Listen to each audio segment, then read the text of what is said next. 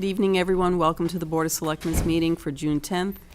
We are going to enter right into executive session and then should return around 6:55 to enter into our regular open session. Have a motion. Okay, I'll make this motion.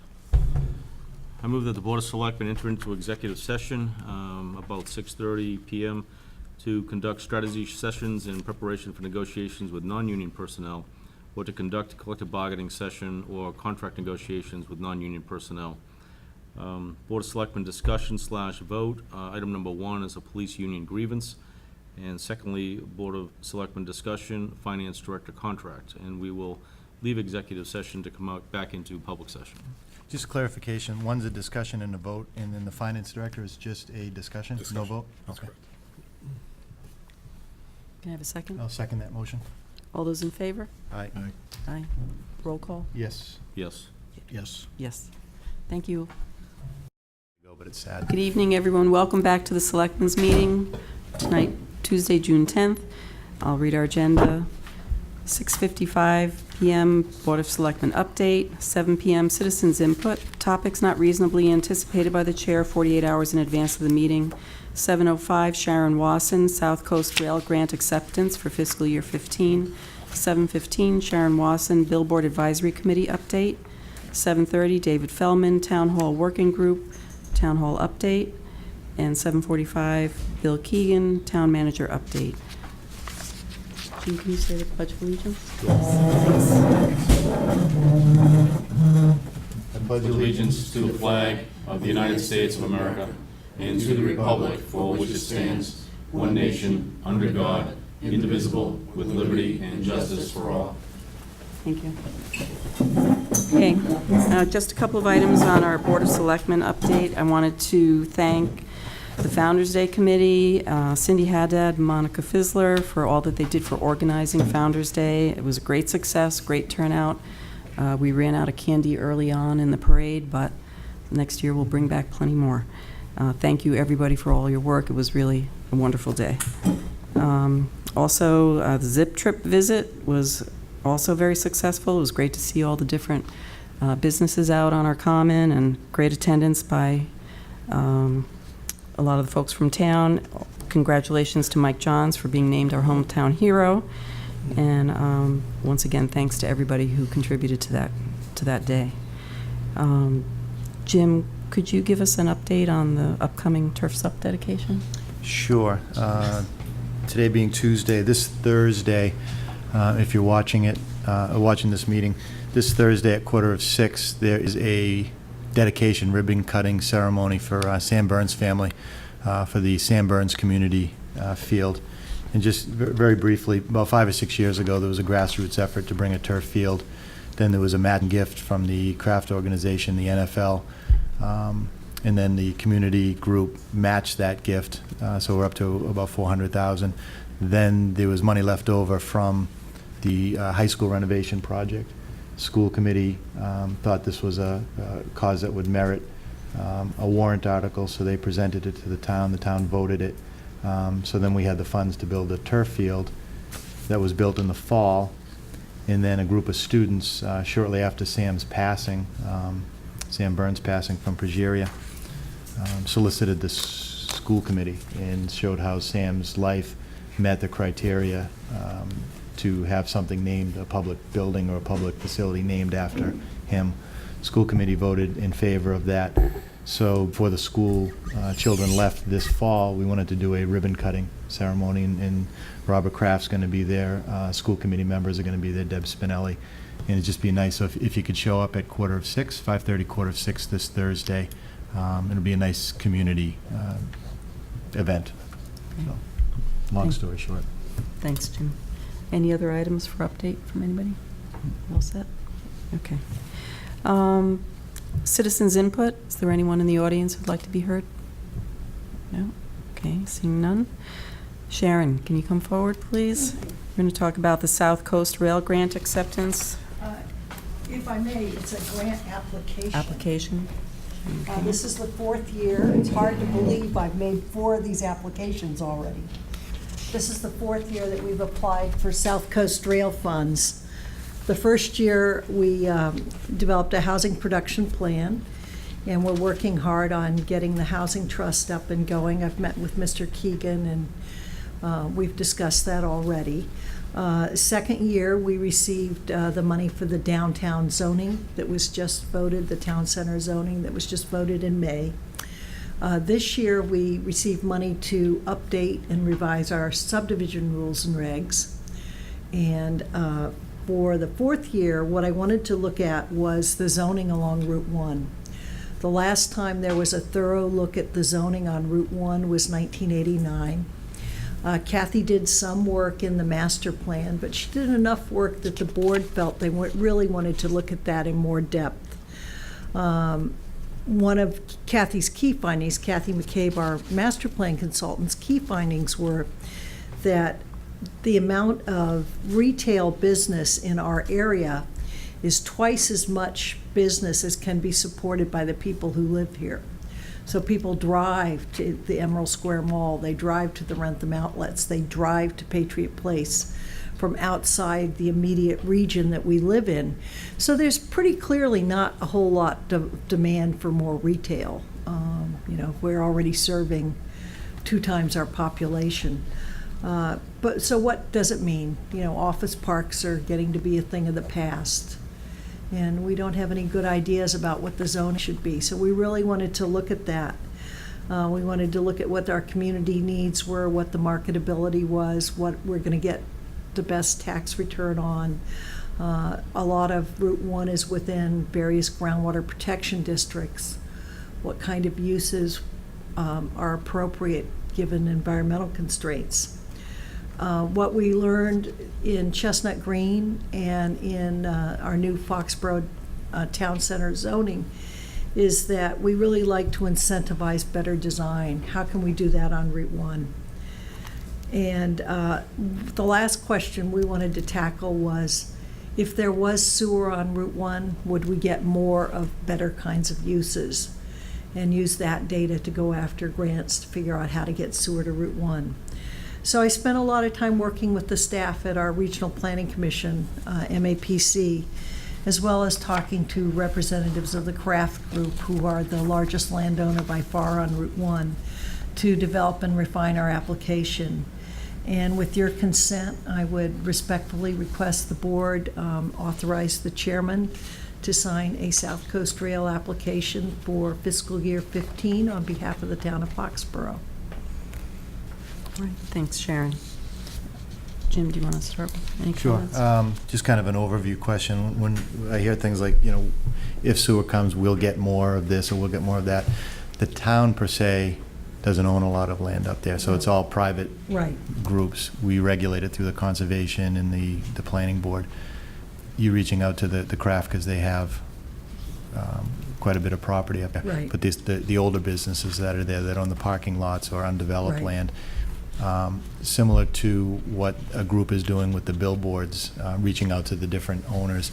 Do you envision the same thing, that there would be a Route 1 business group, so you'd hear from them what they want versus what we want? On behalf of the Billboard Committee, I'll talk about that in a minute, but I think that was a very successful process. Mhm. We had a number of Route 1 landowners above and beyond the crafts involved, and the smaller landowners brought a different set of concerns, Yeah.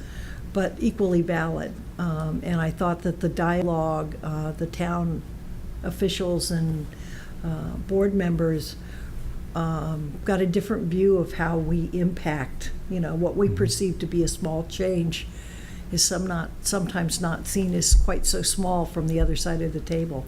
So I think it was a very productive exercise, and I anticipate using a similar process as we go through the zoning. Okay. And just last question, we're looking at it, I'm assuming we're going to get a consultant with that and to look at Foxborough along the Typically, corridor. MAPC does the work Oh, okay. in-house. Mhm. And the board was extremely pleased with the downtown zoning analysis, the Foxborough Center zoning analysis, Yeah. as well as the drafting. These are typically $25,000 contracts. There's not enough money to draft the zoning, but we thought a really detailed and concerted look at the actual uses itself was a first step. Mhm. So. What I'm seeing, obviously Plain Ridge is being developed, if that goes forward. Rentham just changed the zoning to Right. allow hotels, which for years they just couldn't. They And I didn't, think, yeah. and I think they relied on the businesses to try to bring the zoning forward, and it always died. This time, the town was Right. proactive, and they got the zoning changed. So you're going to see that Route 1 development from south going north. I'm not sure what's happening in Walpole, but when the MAPC, is that right? Yes, that's correct. Looks at it, can they look at it more of a regional, up and down a few miles as well? Yeah, I had tried to plan in conjunction with one of the other towns, and most of the other towns, in Walpole, for example, the zoning district along Route 1 only goes back about 400 feet. Yeah. It's a little deeper in Rentham, but it isn't the size of the lots we have in Foxborough. But I think we need to look at what's happening in Sharon and Walpole and Rentham, and understand what's driving the development in those communities, if it's something we want to encourage or conversely discourage. Okay. And you've gotten the last three, so this would be Fingers four crossed. for four. Fingers crossed. Good work. Thank you. Appreciate it. John? Yeah, thanks, Sharon. Just a sort of, we're on TV, so I might as well get all the education components we can. But the end result of this grant is to investigate what could be done. That's correct. Who do we pay? to We get this- don't pay anybody. If MAPC does the work, there's a transfer of funds from the Mass Department of Transportation directly. Okay, so it's not going to flow through the town. It's not be going to throw through the an town. interdepartmental transfer on our behalf. Right. Got it, okay. And is this just to study Route 1, or is this to study the entire town? No, it's just to study the Route 1 corridor. Okay. All right. And the end result of it may be suggestions on how to rezone it? Correct. It's Okay. currently, the northern three-quarters is zoned to S1. That's the district that was created in 1989. Excuse me, the southern quarter is highway business, which is also the zoning district down around the 140-95 interchange. Either changes to the existing district, a new district, who knows? But any of these suggestions that came from the MAPC? I guess, Right. They're suggestions, and Right. just so the taxpayers know that there's another process after that. Right. Where the town will become engaged in the process, and this will all wind up at town meeting if we're Right. going to incorporate any of these Regardless of suggestions. anything that's decided or proposed, it goes through town meeting to change zoning. Okay. And it's the 2/3 vote, so, No, I just. We really have to it make may have sure been mentioned people before. It never hurts understand to it. remind people of the process. no, of course not. Thank you. Okay. David? When you're looking at possible alternatives or uses for Route 1, have we reached out to the State Economic Development Council to see? We have. We've met with Rob Anderson, who's the Metro West Mass Office for Business Development representative. He was very helpful in the TIF process with Invencis, and we've talked to a number of people in that office. Have they gotten any feedback from businesses from across the country that may be looking to relocate to Massachusetts? Have you gotten any type of feedback from them? What type of businesses are? Typically, they're looking for something with transit connections or, not suburban locations like we have. But we look at, they send out periodic notices, someone's looking for X number of acres with water and sewer or highway access, and I take those very seriously. So we do keep our eye on what people are looking for what. Okay, thank you. Thank you. Thanks, David. So, once you go through this process, Sharon, with MAPC input, how would that relate to the master planning process as that continues to develop? As I said, Kathy did look at Route 1, but not in a lot of depth. And this would be, I anticipate, one of the refinements that Bill Greeter's always talking about. He wants to make sure that the master plan's a living document, that it's something that we look at and review and update and refine and continue to use on a daily basis. So that would supplement the work that's in the master plan. Okay. And then, just for clarification, so this is from the Commonwealth of Massachusetts South Coast Rail. It's not necessarily a grant to look to create a train station, per No, se. it's not. South Coast Rail is the restoration of train service to New Bedford and Fall River. And it will start in Stoughton along the Providence line, go down through Easton. There'll be 2 stops in Easton, go through Lakeville, and then continue south, And when they looked at the communities that will be potentially impacted by having more commuter rail, they looked at the immediate community where the stops are located, the town next to that, and the town next to that. Okay. Those are the impacted communities. And because we're as close to Easton as we are, we're deemed to be potentially impacted by having additional commuter rail. It has nothing to do with whether or not Patriot, the Gillette Stadium stop, becomes part of the commuter rail system or not. Okay. All right, great. Thank you. John? Sharon, maybe it's an omission, but on page 3, it says, does this application support development containing a mix of residential and commercial uses? And you say yes. But then the next question, does this application support the development of new housing with a residential density of at least 4 units to the acre? And it's not answered. Right, because there's no housing currently allowed along Route 1. Okay. So it would if So that's an NA. right. Okay. Gotcha. All right. I just didn't know if you missed it.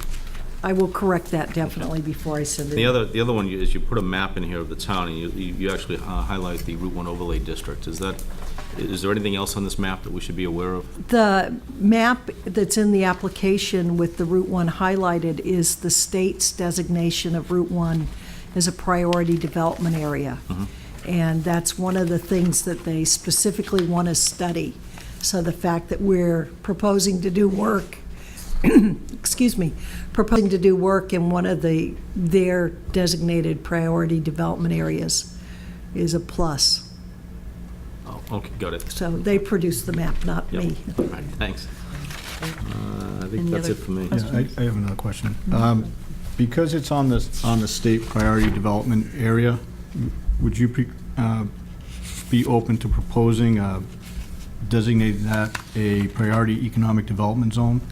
A portion of Route 1 is already an economic development overlay district as recognized by state law with, some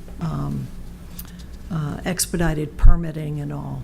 So And that's typically around the stadium. That's the So 43B? certainly, the town of Foxborough has never adopted the 43D.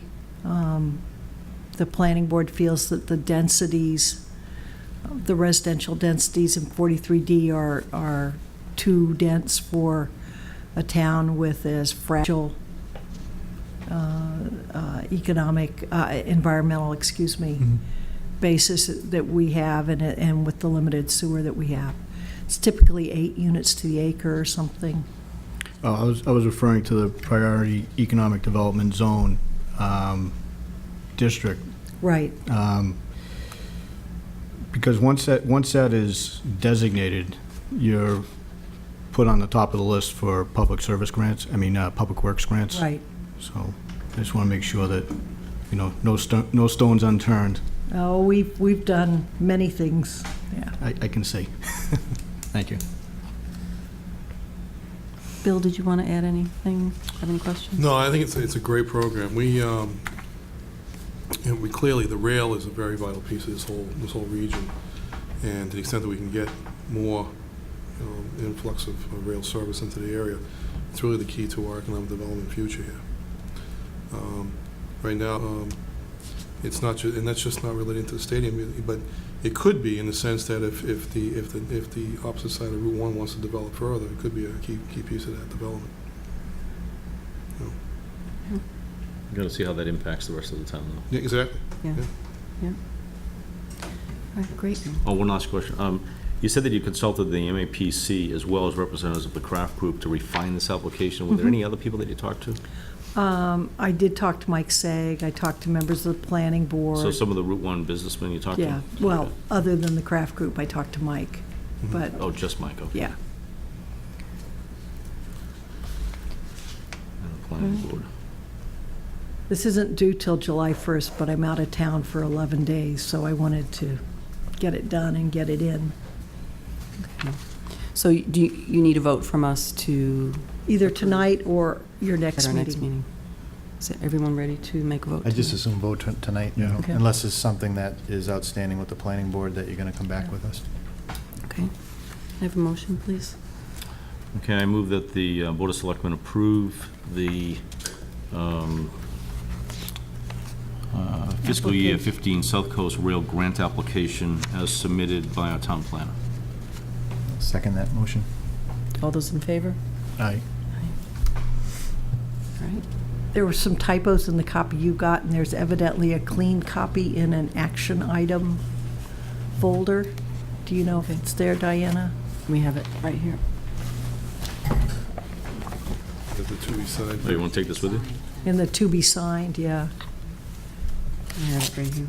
And the yellow sticky is where you That's need to it? sign it. Okay.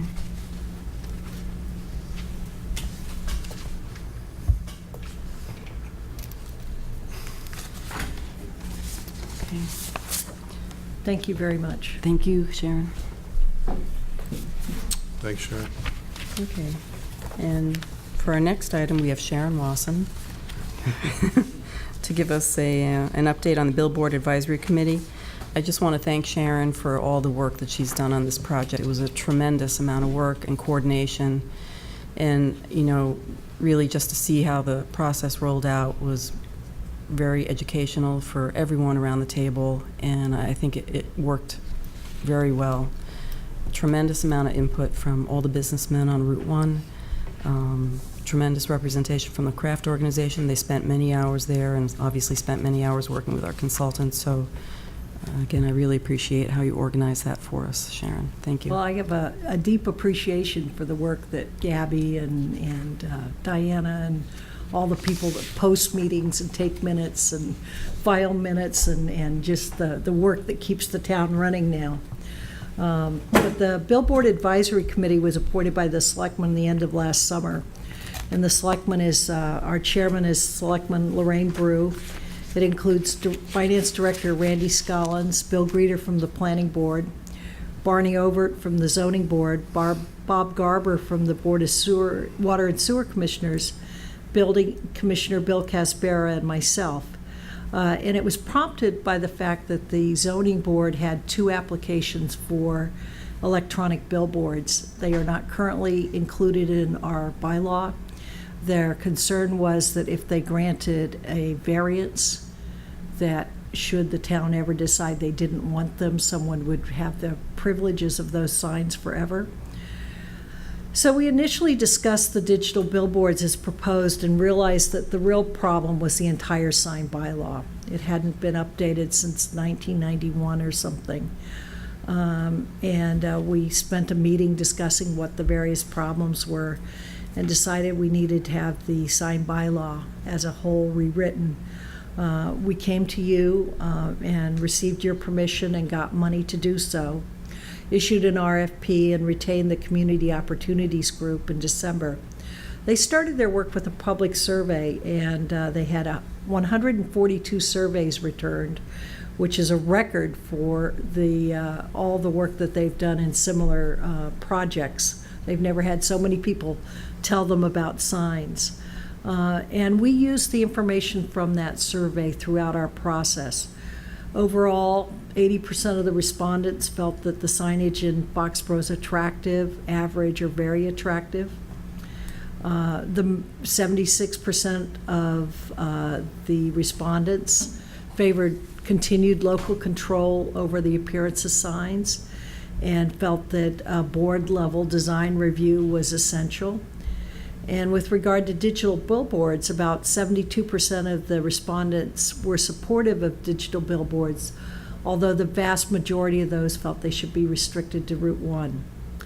So again, the survey really strongly influenced the new bylaw, And as Lorraine mentioned, we were very fortunate to have strong participation from the business community and almost equally strong participation from citizens. We had a number of citizens attend multiple meetings. And we had multiple meetings. We've held 13 meetings so far. We tried very, very hard to become finished in time for this past annual town meeting, but we just ran out of time. The primary change is that our old bylaw was moved intact from the zoning bylaw to the general bylaws, but it still references zoning districts and a number of things that have to do with zoning. We're proposing that there'll be 3 sign districts in town. The most restrictive will be around the town center, and it's a radius around the common. The least restrictive are those lots that have frontage on Route 1 or lots in the same ownership connected to lots with frontage on Route 1. And the remainder of the town is kind of the middle ground, the Three Bears approach to life.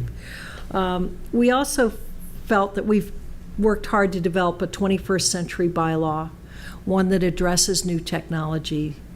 Again, we're regulating by sign zone, which is defined in that bylaw, and not by zoning districts. That's in another complete bylaw altogether. What was very important to the committee and to some of the folks from Route 1 was that there was equity for lots on Route 1, that if you had frontage on Route 1, there weren't certain privileges for some owners and not others. We wanted to make sure that we were more sensitive to the needs of the business community, that they could change technologies or change signs without going back through a whole complicated public process. In keeping with the planning board's general approach to incentivizing rather than regulating, we really wanted to incentivize better signs. If you have a better sign, a higher level of design is determined by the zoning board, you can get a slightly bigger sign. And lastly, we wanted a clearer, more readable bylaw. The residents don't understand what it means. The business owners don't understand what it means. And certainly the board members are having trouble reading the existing bylaws.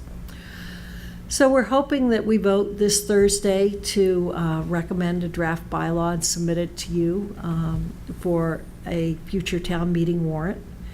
And we will be then going through a public process where we'll explain that draft bylaw to anybody that wants to listen.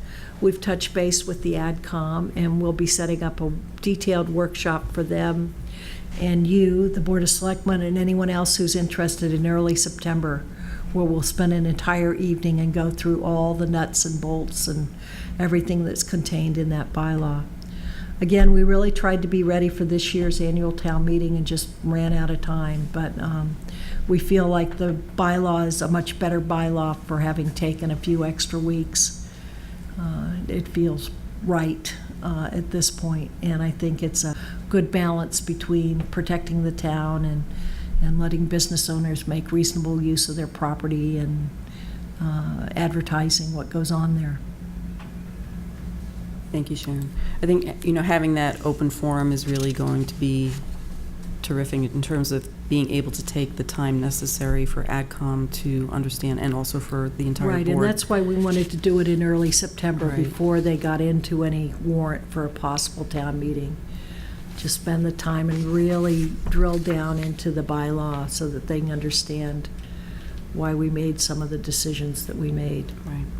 Timing-wise, are you expecting to present this to a special town meeting in the fall? Should there be a special town meeting in the fall, it's our goal to be ready for that town meeting. I know the folks that applied for digital billboards are waiting with bated breath. Mm-hmm. Yeah. Any other Sharon, questions? yeah, just the Water and Sewer Commission in the history with the billboards. So Bob Garber is on this committee. Right. Are those two overlapping, or is this totally separate? Is there any coordination with the past efforts on the billboards, or is this a clean sweep of I think this was moving a forward? clean slate moving Yep. forward. I think there was some disagreements in the past about how some of that was handled, and I think that part of the reason this committee made such an effort to be as open and public was to overcome the perception that we were doing things in the dark. Perfect. Thank you. Do you have any questions, Dave? No, I just I can hear how much hard work this has been in the meetings, and it's good work. Well, I was only one of a very dedicated group of town board members and other employees. Believe me, only one. So, thank you very much. I appreciate it. Thank you, Sharon. Thanks, For the Sharon. report, Sharon. Okay, our next item is David is going to give us an update on the Town Hall Working Group and their project. Yeah, thank you. Our last meeting was June 3rd. We have 15 members on the town manager working group, call it the town manager working group. It's regarding town hall. We have good representation. Obviously, Bill Keegan is really leading the group. But we have participation from Advisory Committee, Board of Selectmen, DPW, Building Commissioner, Finance Director, Planning Board. Sharon Wasson is involved in this. The Ad Hoc Committee,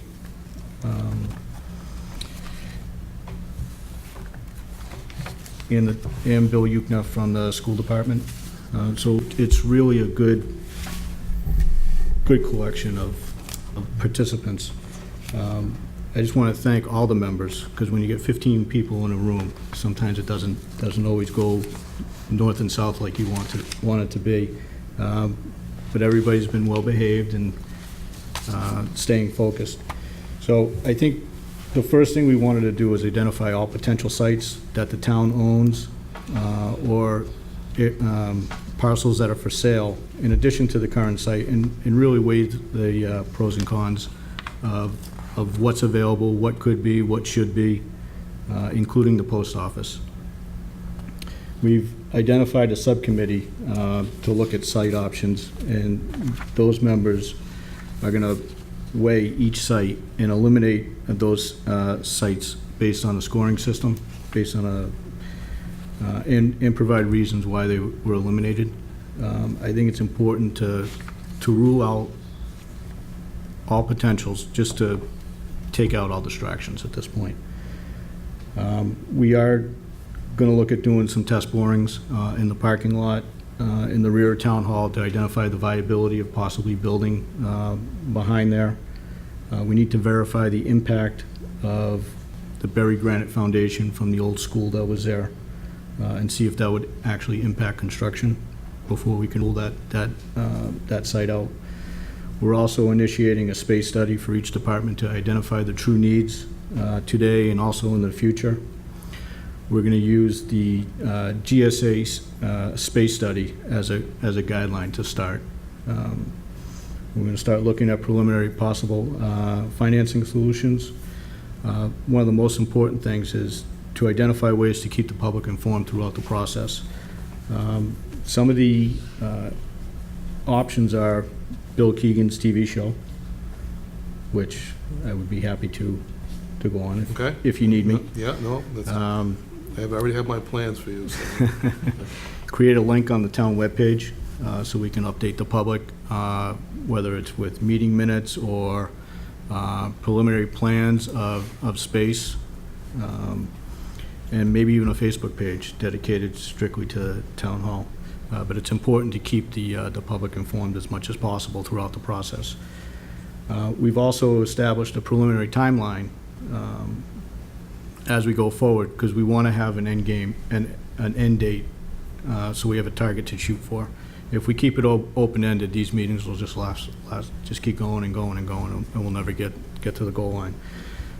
So right now, we have a RFP for architectural services. We want to get out to the street by September of 2014. Looking to present and request soft cost funding needs and proposal at a fall town meeting in November of 2014, if we have a town meeting. Present and request bid package and funding for construction at town meeting in September in 2015. a lot of things need to fall into place for these dates to happen. But I think everybody on that committee is committed to doing that. We've identified subcommittees to make the process a little bit easier, and they'll report back to the bigger committee. But so far, everybody has checked their egos at the door, and everybody is staying on task right now, so. That's great. Thanks, Thanks, David. David. Bill, do you want to add anything to that? You know, I think he covered it all. I think I can't emphasize more how good this committee is working. I mean, they really are committed to the process. We're putting aside our disagreements on certain aspects, but we're also welcoming those disagreements at times, because it forces us to relook at things to make sure we're not missing anything along the way. So, and the old standard that no idea is any idea is a good idea. No idea is a bad idea. And I think that really is applying here, and it's working pretty well. And I know that there's sometimes a tendency to go back to the history, and history is important to a degree, but it doesn't. You don't want to prevent you from going forward.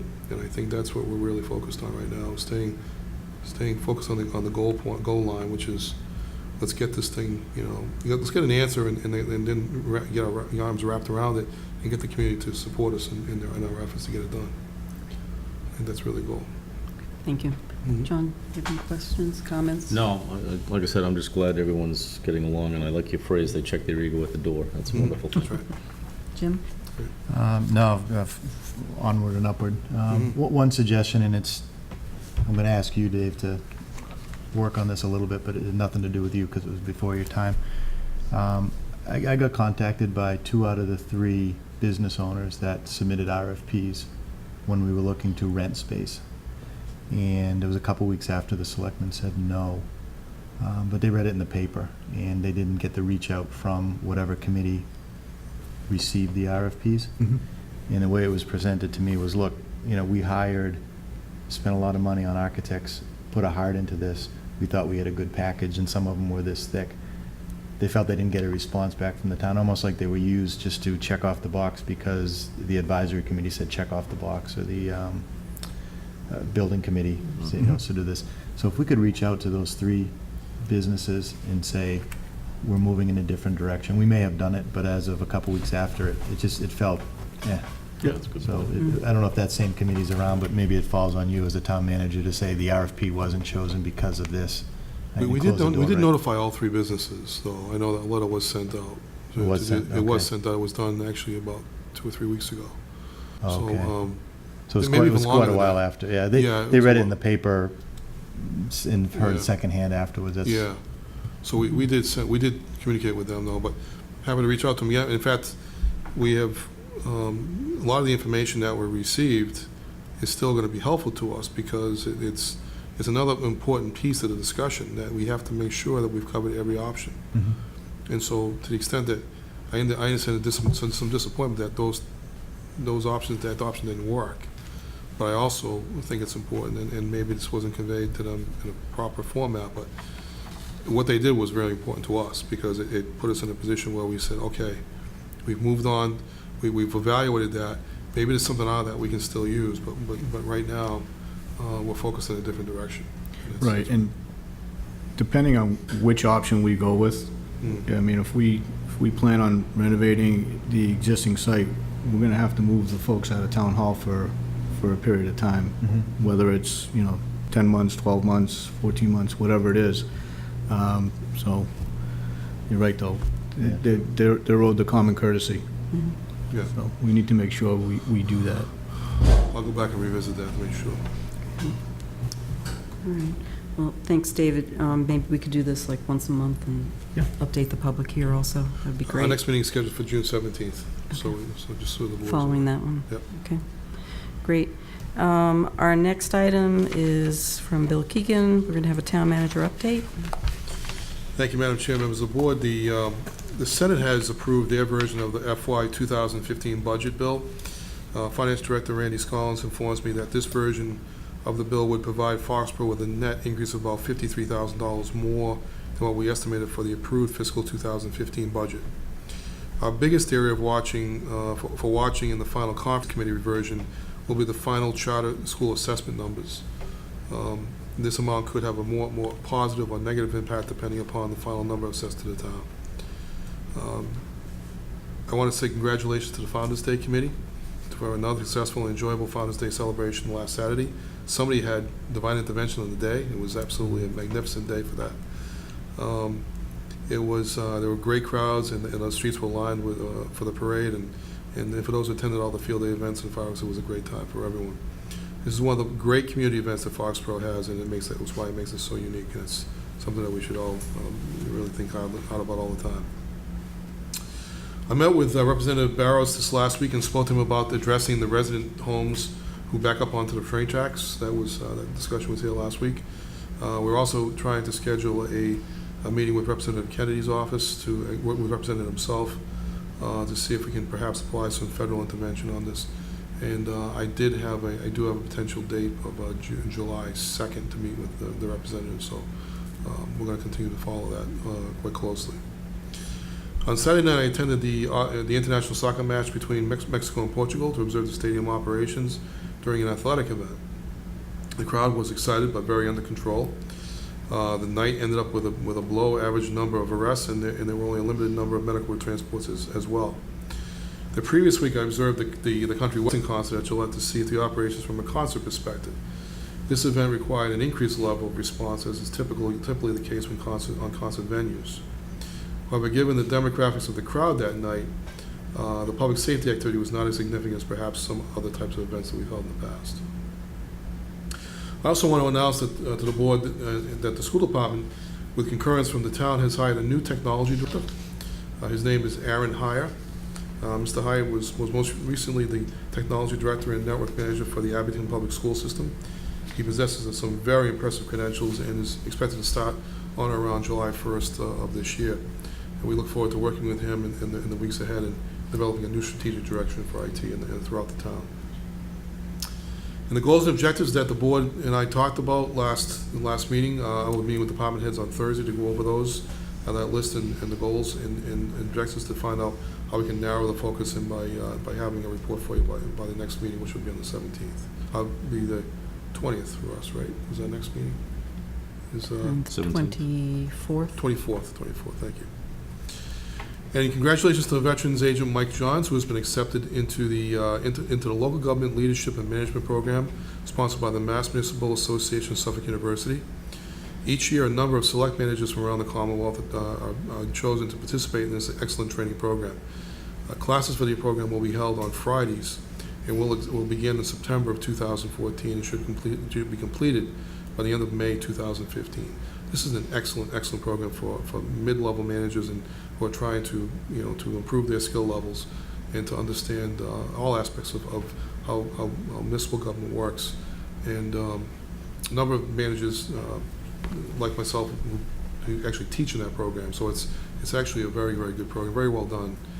Suffolk University professors work in it as well, and it's an excellent opportunity for managers who really aspire to do well in their professional careers as managers in the public sector to take advantage of that. So congratulations to Mike for being chosen for that. That's all I have. Great, that's great. Thanks for the report. You're welcome.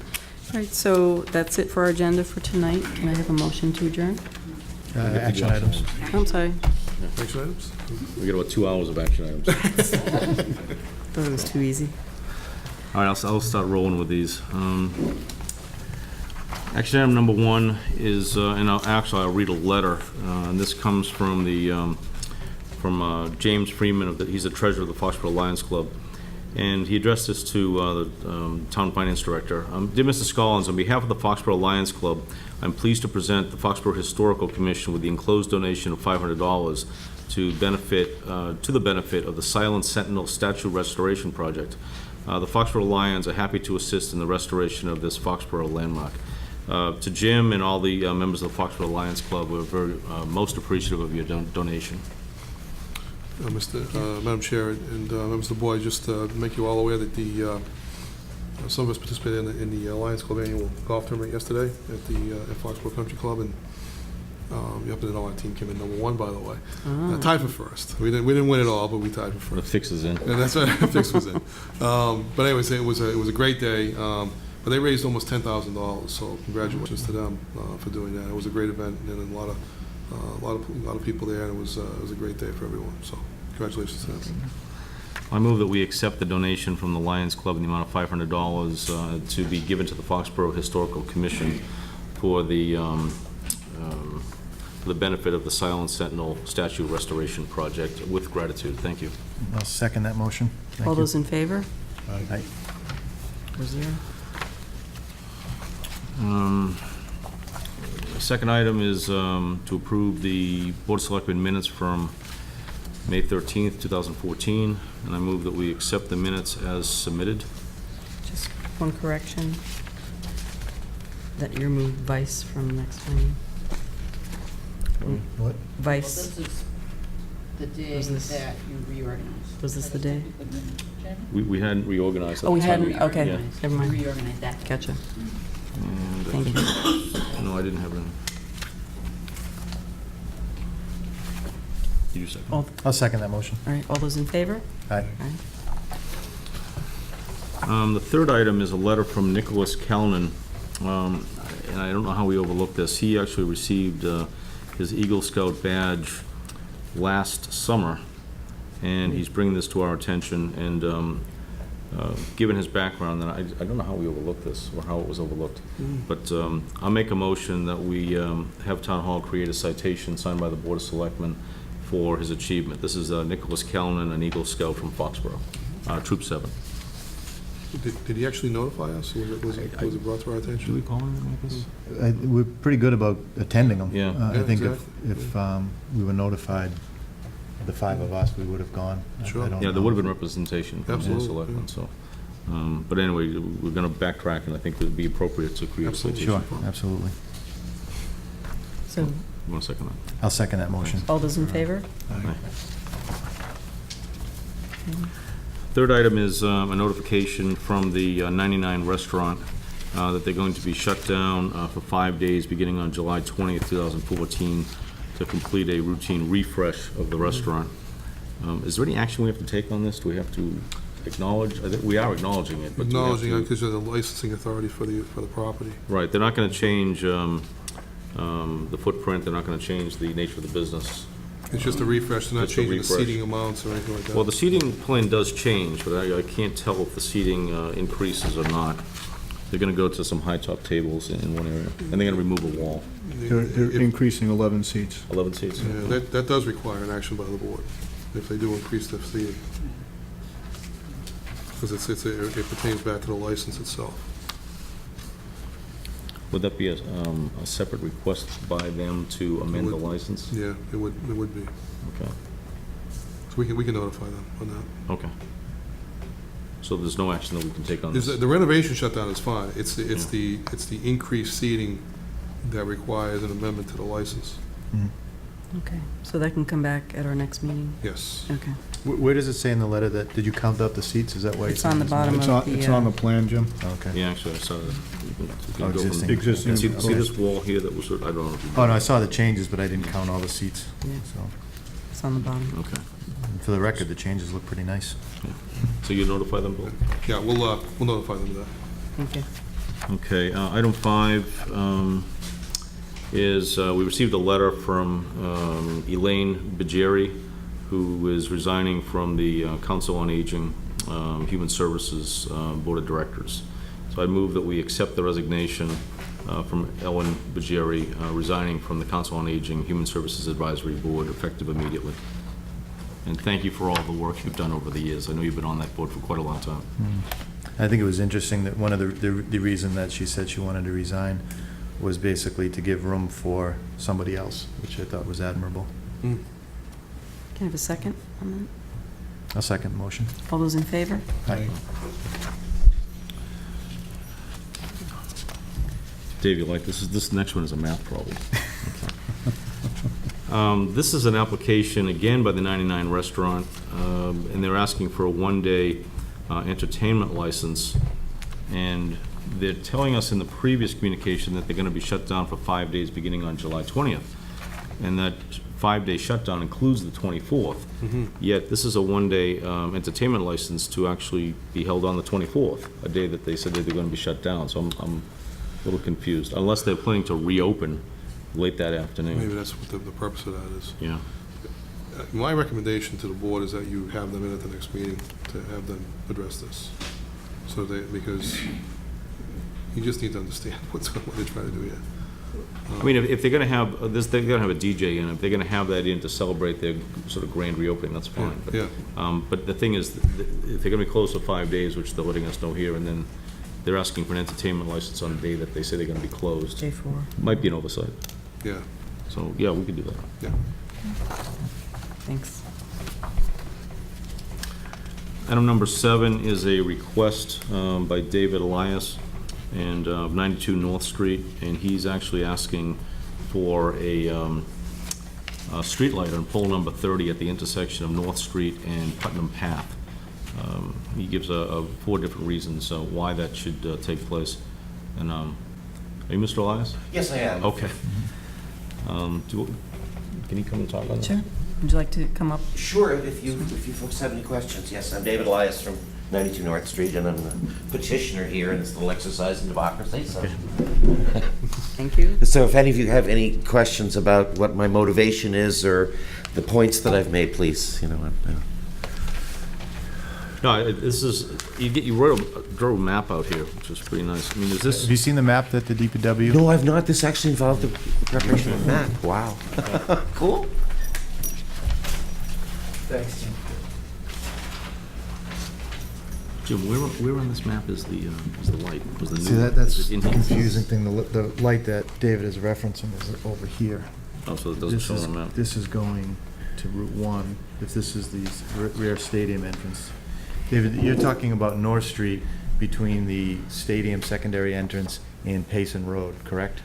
Directly opposite the Putnam Path entrance into the stadium, that There's a light over here. that they use for VIP parking and obviously the public safety vehicles and things like that, yeah. So he's asking for a light right Yeah, there. across the street, Yeah. there's a pole, there's wires, I think there's a There's a pole transformer on. directly opposite, and because that entrance is there's no abutter that's not going to shine light into somebody's window.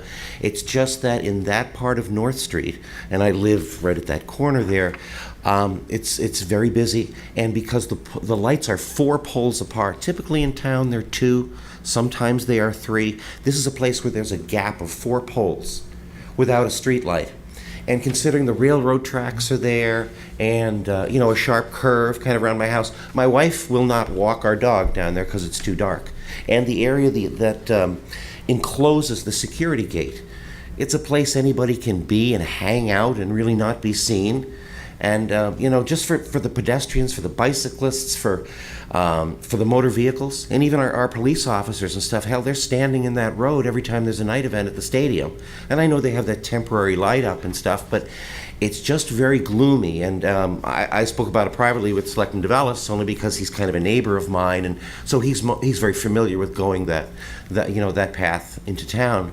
And it just seems ripe for a little extra illumination there, and I think it'll be a deterrent to vandalism. I just think it's a public safety win, and I don't know where the expenses lie, who ends up paying and how. Obviously, the electricity must be the town's responsibility. It just seems to be one spot where, for a couple of reasons, it makes sense to have the light. So what's the process for putting in a new streetlight? Is that, I mean, obviously, I think It's a request we provide to the Public Works Department, and then Okay. they make the determination based on some evaluation of the lighting and the lumens in the area. okay, I mean, could we direct them to? Sure, we'll have put to lighting? evaluate it, and Okay. they'll make the request through. I think he tried to evaluate it, that's what this memo and map, but I Yeah. think he missed the target because he was going The wrong north way. when he should have gone. Yeah, I don't even see pole 30 on this, Yeah. which is directly opposite. That's Yeah. It's a very busy pole because that's one of the 2 electrical feeds into the stadium. As you know, the stadium feeds from 2 ends just in case there's a power problem. It's a busy pole in terms of the things that are connected to it, but as a rank amateur, I'm looking at it, I'm going, I think a light can be there. That obviously requires a professional to evaluate it, and as I said, it's not right in front of my house. I'm going to have a light there myself. I just, over the years, and we've lived here since 2005, it just seems gloomy. And it's traffic goes too fast. The railroad tracks here, I had a police officer tell me when we moved in 2005, oh, there's usually about a crash a year of cars hitting a train. Well, fortunately, that hasn't happened that I'm aware of since 2005. As you know, it's not a protected intersection. But if any of you happen to use North Street as your point in the evening sometime in the next week or two's time, I'd encourage you to do so, just to evaluate for yourselves, where you think it's at. It's just, So, I don't know why I made this I'll my find thing, fault but there. it's like my thing, and I'm hoping, after careful evaluation and professional input, that you'll say, not a bad idea. The kid's right, let them put a light in. so if we looked at it from 28 to 32, we'd 30 is we'd see directly the whole opposite picture. rear stadium entrance. If you look, yeah, it's basically, it's a pole, it's tilted, but it does have a big transformer on it, so put an arm out of it is gonna be an issue. Yeah. I think that's probably why. I don't, it's I'm out not there. National Grid, I don't, Yeah. I don't know these things, but, But you do realize you're the closest house, so the bill would go to you. yes, The absolutely. electric bill. No, actually, it's the White House with the fence. That's Just the stadium agreed. security man. He's right there closest, Pretty good to pay actually. us, it's Yeah, it's all right. All right, But is the so- process to go back to Roger and have him, Yeah, well, Give I'll us a see recommendation. I'll see Roger on Thursday. It may be our poll, or maybe National Grid's poll. Yeah, it may be that they can't put something on it because, like you said, there's a transformer on already. I'm just hope there's something that can maybe help it along a bit. I think it's a win for public safety. That's really my motivation, so. All right, thanks very much. Thank you. thank you. Thank you. The next item is an annual item. This is a request from First and Goal, which is the Fred Schmirlis's nonprofit, and it's the Pat's tailgate party, and he's asking for 8 one-day licenses, one of which is a Thursday night, and this is an all-alcohol one-day license. So I'll move that the Board of Selectmen approve 8 one-day all-alcohol licenses for Patriots regular season games to First and Goal. And Fred Schmirlis is the president for that organization. And they've been doing this year after year, but if there was issues, we would have heard about it, I assume. I've not heard. Yeah. Bill, have you heard anything haven't that heard we should be aware of? No. Okay. Can I just call everybody's attention to the dates and times of the events? There's Sunday, 10 a.m. openings here. Have we, for Sunday events, have we opened anybody up before noon? Is that a change? For from- for is that a- serving. Is that a change from previous practice? And that I don't know. Do you know? Do you remember, Jim? I think we focused, I know what you're getting at, the Yeah. restaurant's asking for early Service. service, we say Yeah. no. I have always looked at this as the day, not the time, so you could be right if we're saying no to restaurants. This just never was on my radar. For, That's a 1 o'clock game. for, That's kind yeah, of- for 1 o'clock games, what time do the parking lots open and the gates? They open it, they're 9 Oh, o'clock there. there. Yeah, 9 in the Yeah. morning, yeah. I mean, That's I the reason think, why. Should we check that out just to Can we make sure check? this is consistent with Yeah. previous requests? do we have time? Yes, we do. For football season? Yeah. Yep, I think so. Okay. So is it general consensus, if this was what was done in the past, we're okay with it? Yeah. If it's changed an hour, that go back to what it was in the past? Right. Yeah. Do you want to do that in the form of a motion, that way we can just resolve it that way? Okay, let me try this out. I move that the Board of Selectmen approve the 8 one-day all-alcohol licenses for Patriots regular season games for First and Goal organization, provided that the opening times are consistent with past requests. Yeah. I'll second the motion. All those in favor? Aye. Okay, thank you. We've been given a list of commercial parking permits.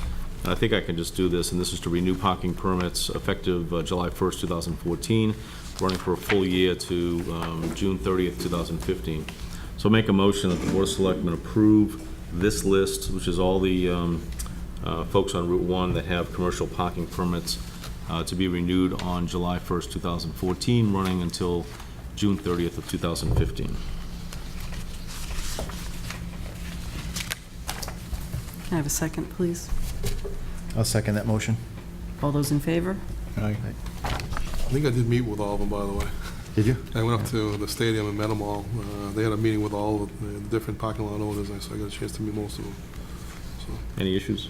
no, actually, they're they're all, they get it down to a science. They pretty much do, so. Okay, item 10 is a request for a public entertainment Sunday license.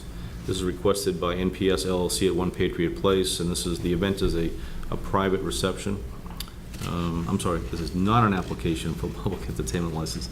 This is an application for one-day alcohol. wine and malt license. This is to be held on June 17th, 18th, and 19th. And again, it's a private reception. The applicant is David Wheeler. And it's limited to 40 people, so everyone's aware of that. This is going to be held in the parking lot? Yeah, it's in parking lot 10, P10, parking lot P10 to Washington Street. It's a private set for up to 40 guests of our corporate property, maybe part of BMW.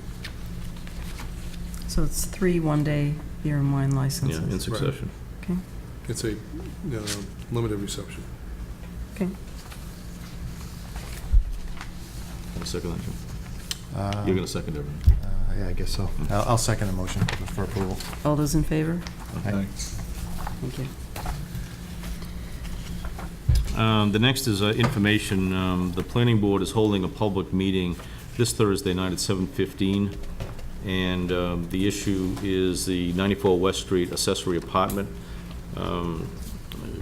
They brought this to our attention. I think I'm bringing it to the public's attention. Bill, there's no action that we need to take on this, other than information at this point? It's informational. Right. Foxborough, also from the Foxborough Planning Board, they're having a public hearing scheduled for 8:30 this Thursday night, June 12th. And again, this is a site plan review for 14 Mechanic Street. It's for a mixed-use building. Again, information only.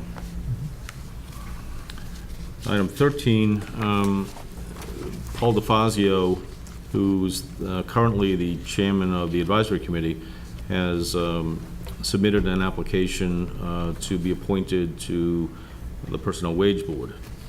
So I will make a motion that Board of Selectmen accept Paul's application for appointment to the Personnel Wage Board. I'm assuming effective immediately. Is there an opening on this? There is. Okay. You had a resignation. Can I have a And second? So he's currently on the advisory committee, but that's ending in 2014. so Right, he wouldn't have to- he's stepping down, right. Yeah, Did Well, a I nice guess- job this year. I guess he can't be on both at this. Right. Oh, actually, he is the Personnel Wage Board's liaison. I guess he has that Right. appointment, but this would make him a regular member Right. apart from the advisory committee. No, he's Right. done with the But he's done with the He's done. advisory committee. He's stepping down from the advisory committee. Oh, he is? Yeah. It's right on, it says, Yeah. term expires 2014. 14. Mhm. So I'm assuming that's not. No, the but they overlap still have a to few weeks worth of 14. work to do. Yeah, There's so some, you could make this reserve effective fund July 1st. Yeah, I think I'd rather make it July Make 1st, it because they got some July 1st. reserve fund transfers to do before they wrap up the year. I'll second that motion. All those in Effective July favor? 1st. Aye. Item number 14 is a Massachusetts state grant worth $5,000, which has been, the donor is the Massachusetts Department of Veteran Services, and this is a grant that's being given for the repair and restoration of the Civil War soldier statue atop Memorial Hall. I'll read this, and this is from Robert Wolfgang, who's the chairman of this committee, and it was addressed to Jennifer Savickas of the Foxborough Historical Commission. Thank you for your application for the Massachusetts Civil War Sequicentennial, that's a word and a half, Commission's fiscal year 13 preservation grant program. On behalf of the entire commission and Secretary Coleman Nee of the Department of Veteran Services, I'm pleased to inform you that Foxborough has been awarded a $5,000 matching grant for improvements to the Center Burial Grounds Memorial Hall as described in your application. This funding is contingent upon approval from the Massachusetts Historical Commission, which is required to weigh in on the appropriateness of the proposed preservation work. If you have not already, you should expect to receive a donation letter directly. Again, this is signed by Robert Wolfgang, who's the chairman of this committee. So thank you very much for this grant. It'll be put to good use. The board will be pleased to know that I signed the work order for that today, so that work is going to be commencing pretty soon. What's the total cost right now? Something, I knew that answer last week when we did Is it the, like 25,000? yeah, I want to say it was about $25,000. Is there still room for more donations?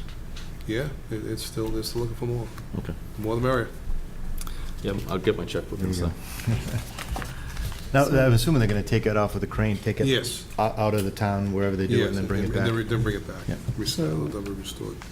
We need a motion to accept that. Okay, I'll move that we accept this $5,000 grant from the Massachusetts Department of Veteran Services. Second the motion. All those in Gratitude. favor? Aye.